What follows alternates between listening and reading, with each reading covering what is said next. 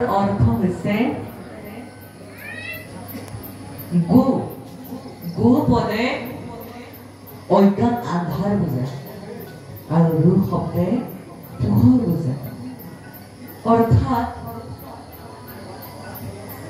গুৰু এনে এক ব্যক্তি যি ব্যক্তিয়ে নেকি আমাক অজ্ঞান আন্ধাৰৰ পৰা পোহৰ পথলৈ আগবঢ়াই দিয়ে আমি গুৰুৰ আশ্ৰয় ললেহে কিন্তু এই জীৱনটোত আমি কিবা এটা সফলতা অৰ্জন কৰিব পাৰিম সেই গুৰুৰ আশ্ৰয় ল'বই লাগিব এতিয়া গুৰুনো কেই প্ৰকাৰ হেমৰ সমনীয়াসকল গুৰু হৈছে 4 প্ৰকাৰ আদি গুৰু শিক্ষাগুৰু দীক্ষাগুৰু আৰু পৰম গুৰু আদি গুৰু কোন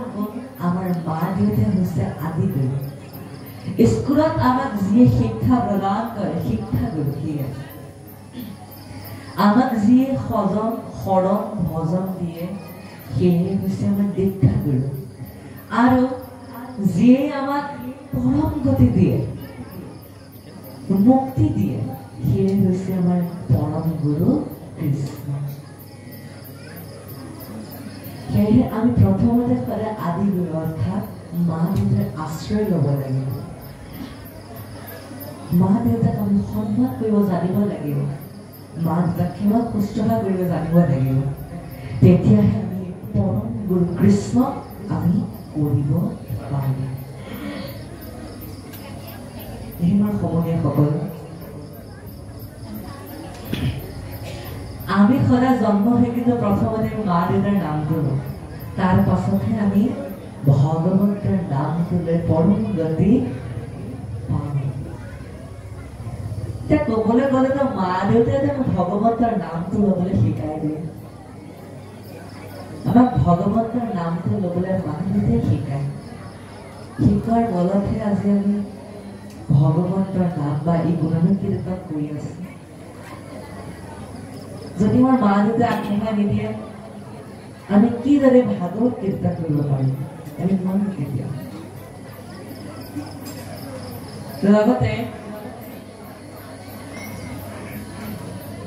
মা দেউতা বুলি ক'লে কেতিয়া শেষ নহয় বহু কথাই আছে শেষ কৰিব নোৱাৰে মহিমাই বহুত ভগৱন্তৰ যিদৰে অসংখ্য মহিমা মা দেউতাৰ সিমানেই মহিমা আছে সেয়েহে আমি সদায় আৰু মা দেউতাৰ কথা প্ৰকাশ নকৰোঁ এতিয়া আমি পুনৰ পাঠৰ মাজলৈ আগবাঢ়ো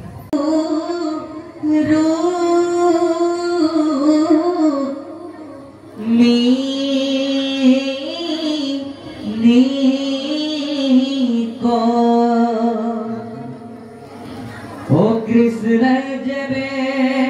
পাবে জীবন নত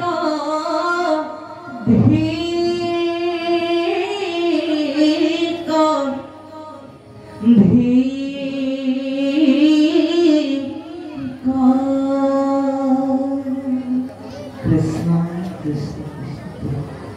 দয়াল ভাগিনী বুঢ় আতি ৰূপৱতী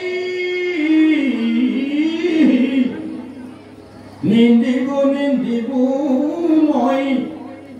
কৃষ্ণক সম্প্ৰতি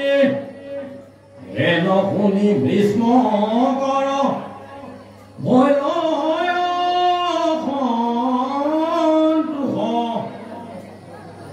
প্ৰত্যক মূলন্ত প্ৰভু ক্ষমা কৰা দুখ তোতনো পুচিয়া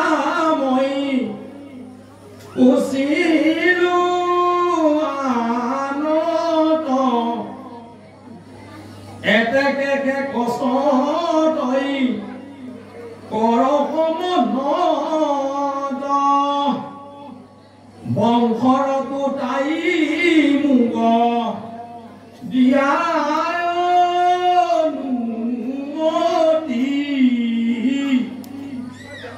কৃষ্ণক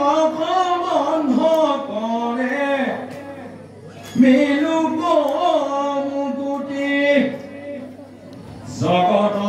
শুনি কৃষ্ণে বৃণে নাহি কেৱ অ কৃষ্ণ কে